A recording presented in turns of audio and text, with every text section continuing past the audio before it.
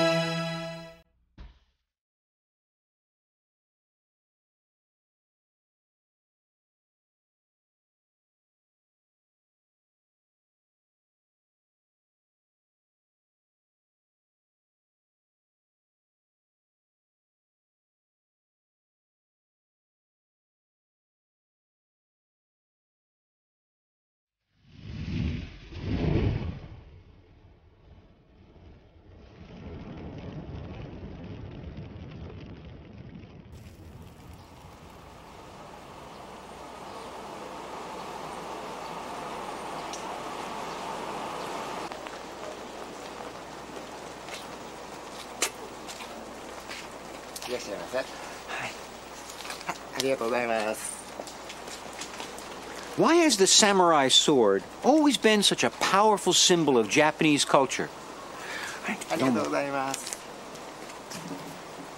Well, the man pictured on this 5,000 yen note tried to answer that question for the world. His name was Dr. Inazu Nitobe, a Japanese diplomat at the League of Nations. He was asked by a Western colleague how, without religious instruction, the Japanese could teach their children right from wrong. So, in the year 1900, Dr. Nitobe wrote a book in English called Bushido, the Code of the Samurai. He wrote that this warrior code became the credo by which most Japanese lived their lives. And he wrote, just as the code of the samurai is the soul of Japan, the sword is the soul of the samurai.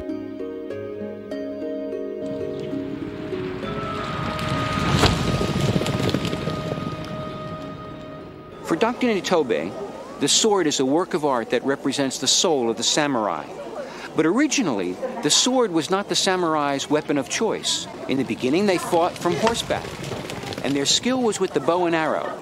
They lived by a code called Kyuba no Michi, the way of the horse and the bow. So why did the sword, not the bow and arrow, become so important to the samurai and to Japan? To find the answer, we must go deep into the history and legends of this ancient land. The origins of this fierce warrior class, the samurai, are to be found at the very beginning of Japanese history. These mounted warriors galloped into history during the reign of the Emperor Tenmu, who built his capital in Nara, modeled after the ancient Chinese capital of Chang'an. Emperor Tenmu's army of peasants, armed with crossbows, was failing to subdue the mobile cavalry of the unruly tribes of the north. Tribes which may have included the Ainu, the indigenous peoples of Japan. And so Emperor Tenmu made a fateful decision. He dissolved his ineffective national army. Instead, he ordered local chieftains to create bands of elite mounted warriors to enforce his authority in rural areas and to challenge the northern tribes. These were the first samurai. The word samurai means to serve, and this is how they began, as warriors serving the emperor.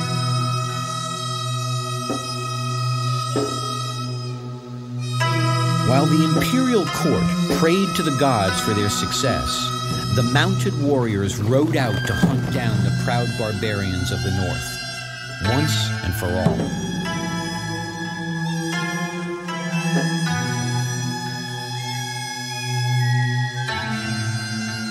But the tribesmen were crafty fighters, adept at ambush.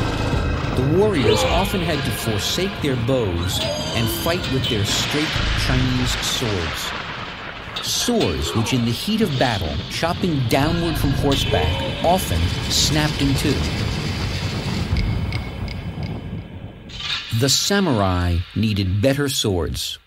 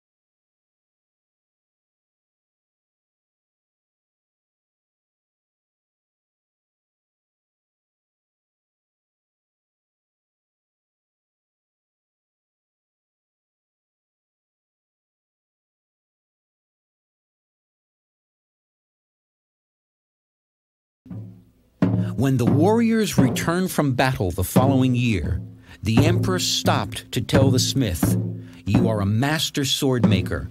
None of your swords have failed." These early curved swords were called tachi and were worn edge downward from the belt. Armed with these swords, the samurai increased in power and in pride. From the 12th century onwards, samurai began to serve samurai lords and no other.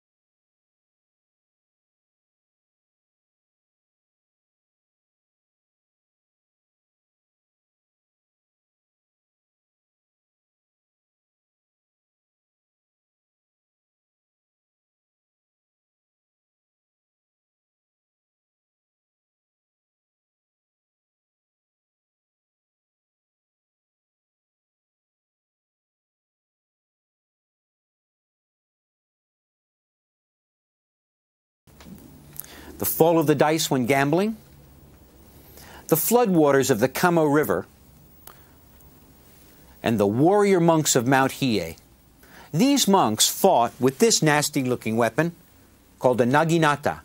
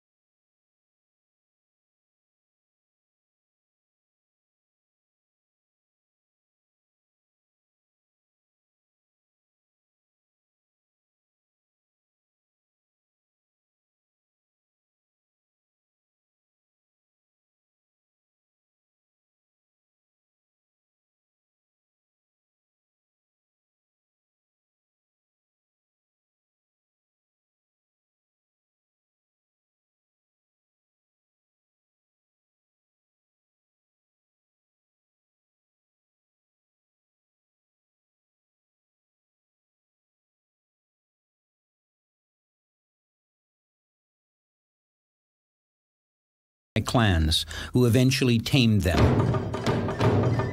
In the 13th century, the most powerful clan of all, the Taira, were at war with their arch enemies, the Minamoto. These were the classic battles of early samurai history, full of pomp and ritual. First, commanders would gallop out and proudly announce their ancestry, proclaim their greatness as warriors, and throw the vilest insult they could think of at their opponent. Next, they shot their arrows and charged each other, hoping to dispatch their foe with a single stroke of their sword. Onlooking warriors would not stain the honor of the combatants by lending any help. For the samurai, honor was everything, more precious than life itself. They would kill or die in an instant to defend it. And there was a very practical reason for this obsession with honor.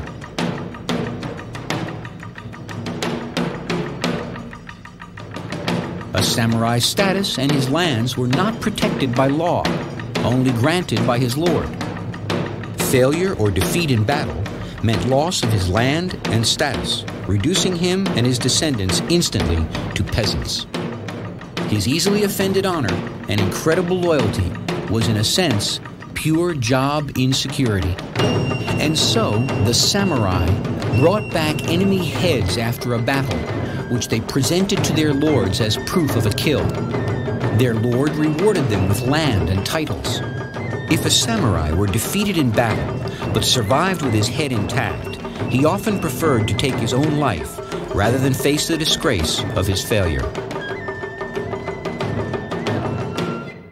One early suicide was done with such style and finesse that it was to provide a model for noble and heroic ritual suicides for centuries to come. After one fearsome battle with the Taira clan, the defeated samurai Minamoto Yorimasa retreated here inside the Byoto-in temple.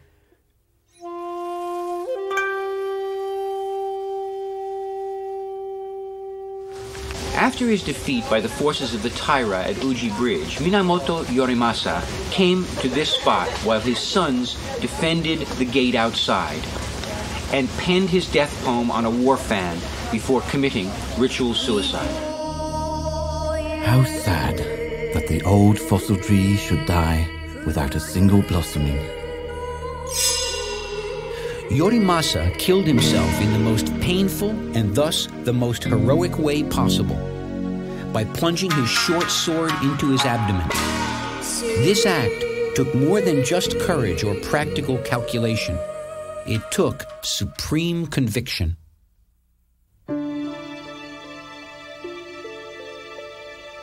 This obscure temple hides a little-known relic that speaks volumes about the place of honor given to samurai who committed ritual suicide. A group of samurai failed to defend a castle for their lord. Rather than accept defeat, 384 of them committed suicide in the main hall of the castle. Their lord honored them by taking the floor of the hall and making it the ceiling of this Buddhist temple, raising their act of suicide to a spiritual plane. 伏見城で切腹されました384名の方の血の跡でございます。お寺の天井に貼ってお弔いしてあるわけでございます。What possessed the samurai to take their own lives in such a slow and painful fashion? Suicide was a rational and practical choice, preferable to the dishonor that would doom not only a samurai himself, but also his family and descendants to the brutal life of a peasant or a highway robber. The samurai were trained from childhood to welcome an honorable death. They were taught the Zen Buddhist belief that life is but a brief illusion, a flash of lightning, a bubble in a stream. In his warrior's mind, the very point of living was a noble death, preferably on the battlefield with honor, but failing that, by his own hand. And a noble death became more than elegant, dignified, and beautiful. It was seen as an almost holy act, a release from the cycle of life's suffering. It was this total lack of fear that allowed the samurai of the Minamoto clan to triumph over the Taira in a desperate sea battle in the year 1192. The Minamoto leader, Yoritomo, was not content merely to be the military leader of Japan. He rejected the titles given him by the emperor and established his own government. Yoritomo became shogun, military dictator, the first samurai ruler of Japan. He chose the easily defended town of Kamakura, far from Kyoto and its court intrigues, to be his headquarters.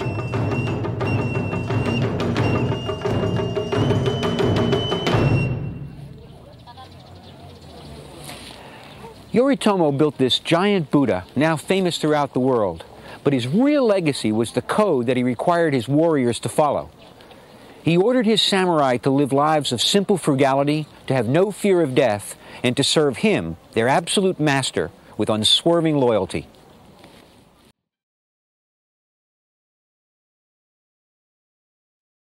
During this peaceful age, the best swords were the products of imperial support for the art of sword-making. The cloistered emperor, Go-Toba himself, was an accomplished swordsmith. He called in the best smiths of Japan and had them restudy all sword-making methods of the past. Their great accomplishment was to develop a new two-piece body for the blade. Until this time, swords were made from a single piece of high-carbon steel. These imperial smiths soon learned to insert a soft core of low-carbon steel into the sword. The sword of the samurai became even more flexible while retaining its razor-sharp edge. This time of peace was the age of the classical samurai and the golden age of the Japanese sword. But this fragile peace was soon shattered. In the year 1274, a terrible danger appeared on the horizon. The Mongol hordes of Kublai Khan, the conqueror of China, in an invasion fleet of over 800 ships with 30,000 seasoned battle troops.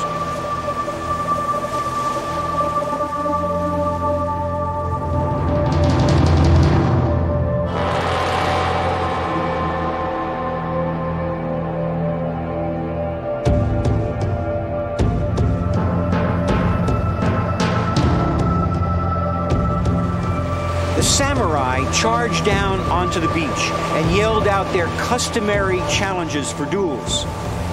Their challenges were answered with hails of poisoned arrows and gunpowder bombs. The Mongols were surprised, however, at the desperate strength of the samurai and their sharp swords that somehow cut through their armor like a knife through butter. And then suddenly, a terrible storm swept into the bay. Their fleet was destroyed by a typhoon. Expecting a second invasion, the Japanese constructed an enormous defensive wall on the beach where they expected the Mongols to land. Sure enough, they came again, this time with 4,000 ships and over 200,000 men. The samurai defended the beach fiercely, preventing the Mongol force from landing. But the force was too large. But then, amazingly, for the second time, a typhoon swept in, destroying the entire Mongol fleet. 2/3 of the Mongol invaders perished. Thus, Japan was saved from invasion twice. This convinced the Japanese that their land was protected by the gods, and they honored the storm with the name of kamikaze, or divine wind. The samurai learned a great deal from their battles with the Mongols. On the beaches, the blade, not the spur, had saved the day. And so the stress on mounted archery lessened, and over the next century, the samurai became a swordsman who fought on foot. The long tachi cavalry sword was replaced by the shorter infantry katana, which was worn edge upright so the samurai could draw and slash in a single stroke. これは腰に刺す刀のスタイルです。そして反りが非常に少なくなってきてということは馬上線で上から切るんじゃなくて腰に刺して切るからそんな大きな反りはいらないわけでしょう。そしてこの時代からだんだん剣道というものが発達してきたから、そして突きも出てくる。技の中の一つに突きがある。でそれは反りがあったら邪魔になるから反りがなるべくないようにしたと。こういうことでスタイルが変わってきた。The battles with the Mongols taught the samurai another thing. The tempered edges of their supposedly perfect swords often chipped. Correcting this defect was the triumph of one of the greatest swordsmiths who ever lived, Masamune. これは外国の方でもよくこの刀鍛冶の名前というのは知ってると思いますが、政宗ですから非常に政宗というものは数はそんなにありませんけども、歴然とやはり各大名家みんな持ってましてね、つまり硬い地金、柔らかい地金、それを非常にうまく使い分けて別格な味を出している刀鍛冶です。日本刀を語るのに政宗についてまず名前が出てくるのは政宗でしょうね。Masamune heated his blades to over the critical temperature of 750 degrees Celsius. Next, he welded 3 pieces of steel of different carbon content together into a single blade. The samurai sword had at last been perfected. Japanese swordsmiths all began to copy Masamune's methods. The swords made by the master smith, Muramasa in particular, were legendary for the sharpness of their cutting edge. So sharp were these swords that they apparently made the bearer go mad with bloodlust, almost as if the very effectiveness of the blade forced it to be used to kill. Armed with these perfect swords, the samurai could almost magically cut through a person in a single fluid stroke.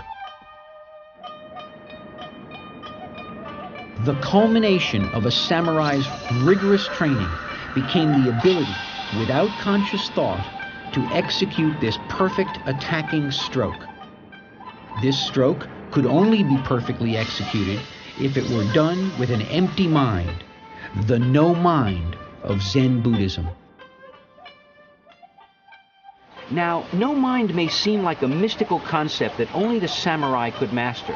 but in fact it's something that most of us do every day.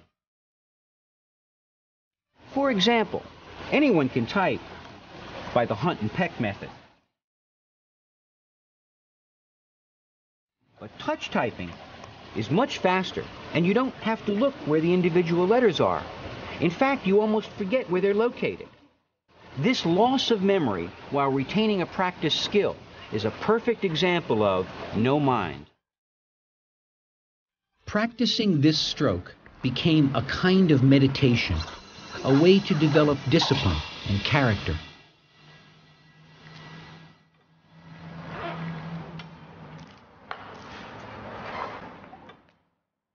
Some say you can see a pale residual image of this perfect no-mind stroke at Japanese driving ranges.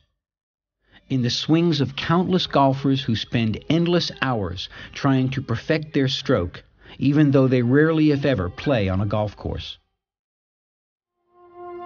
One samurai in particular was held up as the ultimate example of the virtue of loyalty to one's master, Kusunosuke Masashige. So total was his loyalty, so effective his resistance, that the emperor was able to return from exile, defeat the shogun in Kamakura, and reassume power. But this legendary samurai loyalty usually had its limits. The temptation of power was too strong. In the century after the Mongol invasion, proud samurai warlords, many with imperial blood in their veins, aspired to be shogun. The prize was there for the taking for any warlord who could seize and hold it. This led to the Sengoku Jidai, the age of the country at war, the inevitable result of the previous 1,000 years of Japanese feudalism. A war of all against all engulfed Japan. The name of the samurai became synonymous with the most flagrant examples of brutality. New and more formidable castles were raised. Treachery and cowardice were widespread, and there was a great reliance on espionage. Samurai, with their code of honor, could not be expected to undertake these covert tasks. To fill this niche, there flourished in the small mountain village of Iga a group of secret warriors. The powers of the ninja have been shrouded in a mystique of incredible proportions.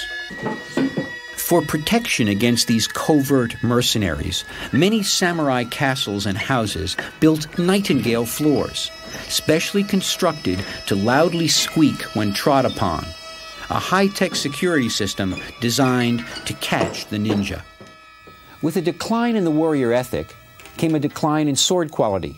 Mass production resulted in many inferior blades. It was during this period of intense warfare that a new weapon arrived on the battlefield. A weapon that would end forever the dominance of the classical warrior. In 1542, a Chinese junk arrived on the shores of Japan. On board were 3 Portuguese, who became the first Westerners to land on Japanese soil. They were strange and exotic, but what really caught the attention of the Japanese were the guns that they carried. The samurai understood immediately that guns threatened their very existence. Their forefathers always had known who they killed and who defeated them. With guns, how could they prove their valor to their lord? How could he reward courage? Even lowly merchants and peasants could fight with these cowardly weapons. Tradition soon gave way to technology. Many swordsmiths became gunsmiths. Soon Japan was actually manufacturing better and a larger amount of guns than any European country. Guns, along with professional military organization, finally ended the age of total war. 3 great generals each contributed in his own way to a unified Japan. The first of these unifiers, Oda Nobunaga, who was born a peasant, eagerly took advantage of the superior supply of gunpowder available in his province. With his fearsome musket regiment, Nobunaga led an attack on Takeda Shingen, to whose son his own daughter was betrothed. Such were the times.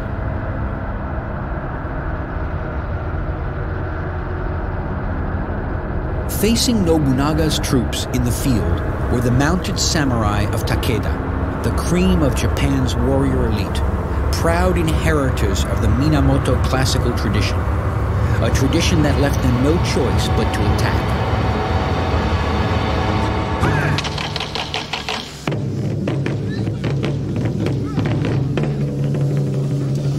Nobunaga's musketeers moved to the front lines, a place of honor traditionally reserved for the best swordsmen.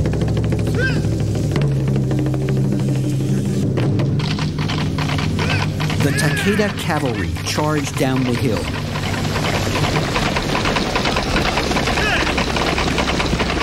Only to be met with the deafening roar of 3,000 guns firing at once. While one rank fired, two reloaded. This was the first time that this devastating strategy, called rolling volley fire, had been used in world history. When the smoke cleared, 10,000 Takeda samurai lay dead on the field. Japan would never be the same.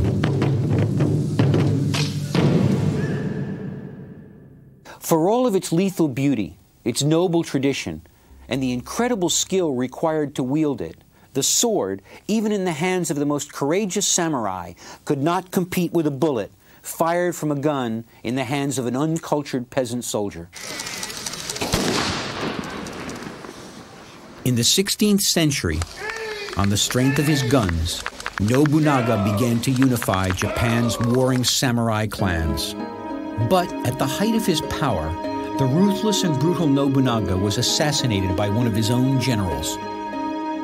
His death was avenged by Toyotomi Hideyoshi, his clever lieutenant, who laid the head of Nobunaga's killer on the grave of his slain commander.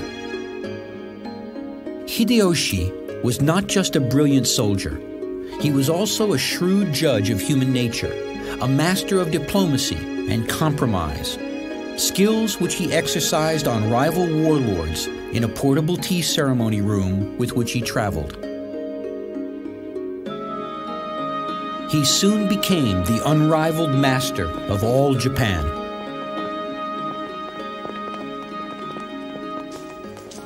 In 1588, Hideyoshi instigated the Great Sword Hunt.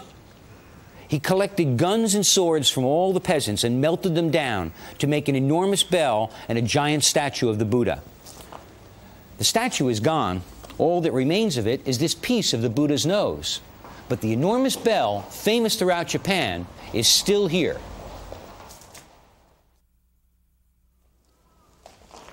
The tolling of this great bell signaled the end of social mobility in Japan. From this time forward, one had to be born a samurai to wear the sword. Never again would a peasant rise up to usurp power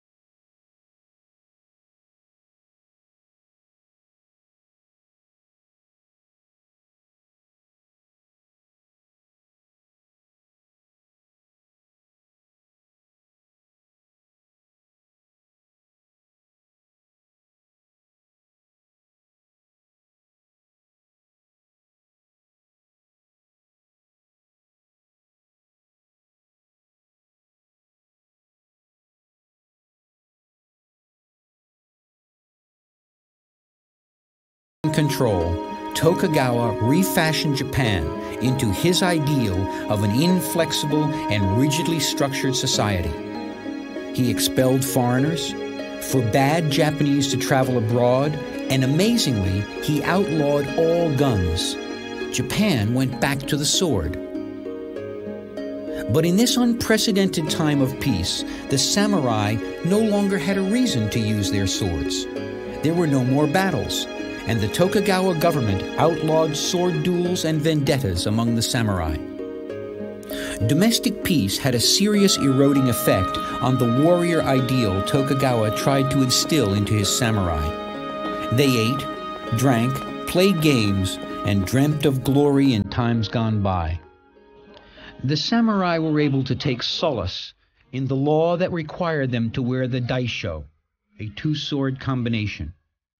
This set of swords served as a distinctive badge that indicated their privileged social status. But these swords were mostly symbolic. Almost anyone of high rank began wearing them to denote their status, such as sumo wrestlers. In this long age of peace, the production of swords came almost to a standstill, whereas the creation of mountings and fittings for swords became a prosperous business. Precious metals were used to create extremely elaborate decorations for swords, like these gold-inlaid guards. Small pieces of metal were attached to the sword's hilt under the silk wrapping to create a firm grip. These were called minuke, and they became intricate miniature sculptures. And more beautification of the blade itself. Designing the hamon, the pattern along the edge of the blade, became an art in itself. A kind of abstract painting on a steel canvas. Different smiths created signature hamon patterns on their swords, such as a heartbeat, cherry blossoms, or crab's claws. During this long peace, the samurai fought an increasingly desperate battle to keep their identities, their reason for being. Mock battles were held at the foot of Mount Fuji. Martial arts such as kendo flourished in the absence of real war. The samurai needed a new purpose in life.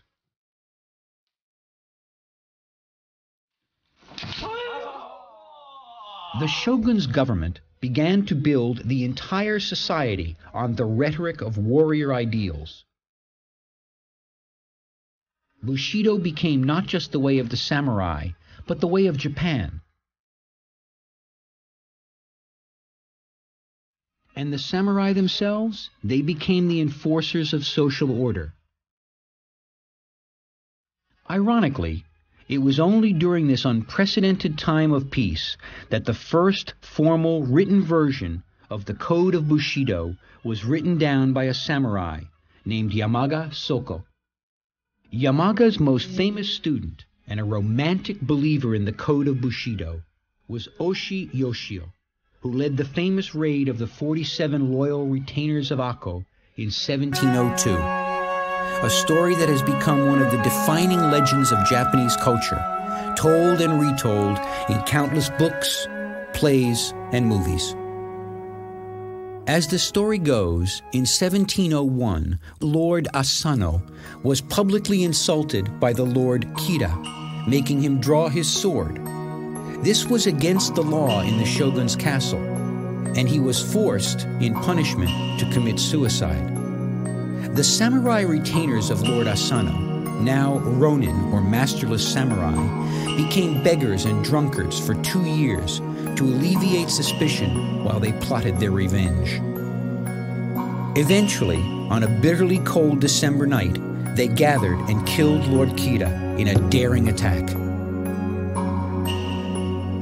Then the 47 ronin, carrying Lord Kira's severed head, walked slowly up this very hill, knowing that they had acted honorably and that they would probably very soon be dead.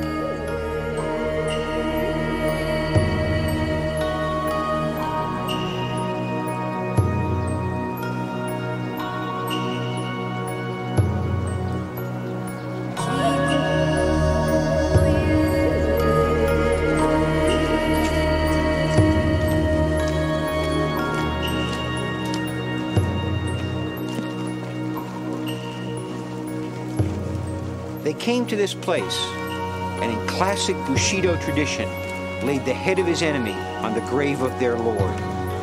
Just right here.